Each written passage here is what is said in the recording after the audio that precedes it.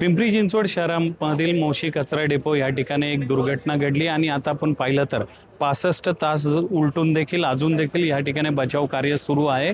त्या इमारतीमध्ये खाली 8 जण अडकल्याची शक्यता प्रशासनाने वर्तवली आणि त्यानंतर या ठिकाणी बचाव कार्य अजूनही सुरू आहे। अत्याधुनिक यंत्रणा वापरून हे आता जो तो स्लॅब आहे तो तोडण्याचं काम त्या ठिकाणी चालू आहे आणि त्यानंतरच हे जवान तळमजल्यावरती पोहोचतील आणि जे कोणी अडकले त्यांना बाहेर काढतील। आपण पाहिलं तर कालपासून हे या ठिकाणी जेसीबी असतील किंवा पोकलँड असतील 12 ते 13 हे जेसीबी या बचाव कार्यामध्ये वापरण्यात आलेले आहे। कचऱ्याचा ढीग बाजूला घेतण्यात आलेला आहे आणि तशाच पद्धतीचं या ठिकाणी बचाव कार्य सुरू आहे। आणि आता अजून एक माहिती या संदर्भात समोर येते की फक्त तळमजल्याला कंप्लीशन सर्टिफिकेट देण्यात आलं होतं आणि जे वरचे 2 मजलेत त्यांना कोणी परवानगी दिली, ते कसे काय या ठिकाणी बांधकाम करण्यात आलं याचं उत्तर अजूनही प्रशासनाने दिलं नाहीये।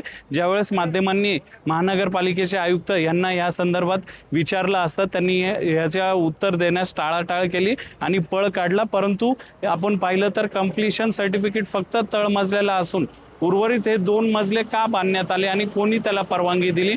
आणि आता अजून एक या संदर्भात माहिती येते की 2च दिवसात याला वरच्या 2 मजल्यांना कंपल्शन सर्टिफिकेट देण्यात आलेले आहे, कुणाच्या सांगण्यावरतून देण्यात आलेले आहे, अशा अनेक प्रश्न या ठिकाणी उपस्थित होत आहे। त्यामुळं अजून किती काळ ह्या बचाव कार्याला लागेल ह्याचं उत्तर अजूनही प्रशासनाकडे नाहीये। परंतु इथं नातेवाईकांचा देखील आक्रोश आपल्याला पाहायला मिळतोय आणि लवकरात लवकर ते जे 8 जण कामगार अडकलेले आहेत त्यांना बाहेर काढावं अशीच आता ह्या सर्वांची अपेक्षा आहे।